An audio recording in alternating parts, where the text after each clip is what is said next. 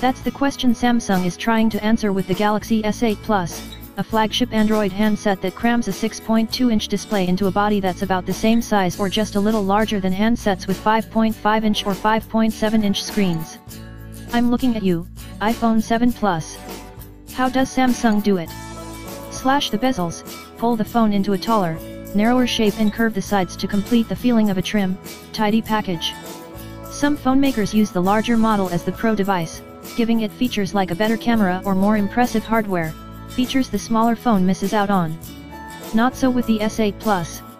This phone is simply the Galaxy S8 with a larger screen, 6.2 inches versus 5.8. Its bigger size means slightly more weight, a bit more battery capacity to light up the display and, of course, a higher price, $850 over $750 for the S8. In the UK it's priced at £779 and $1349 in Australia. All other specs between the two phones including the camera, processor, and features are totally identical. Sure, the S8 Plus will have a slightly lower pixel density that you may not even notice if you were to hold the two S8s side by side.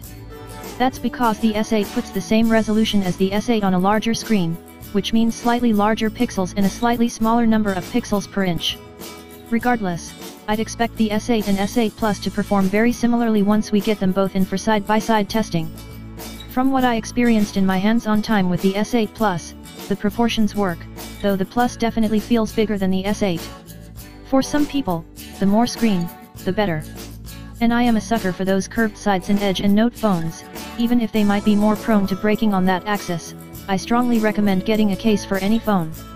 As for the near bezel-less trend kicked off by Xiaomi's Mi Mix and the LG G6, which Samsung now adopts on both the S8 and S8 Plus, it's easy to see a battle forming around which company can put the largest screen in the smallest package. It'll be a game of millimeters. So far, the Galaxy S8 Plus seems like a phone capable of bringing even more screen real estate to buyers who just can't get enough, but we'll have to wait for the final review unit to see how well it really fits and feels day to day, especially against big screen rivals like the iPhone 7 Plus and Google Pixel XL.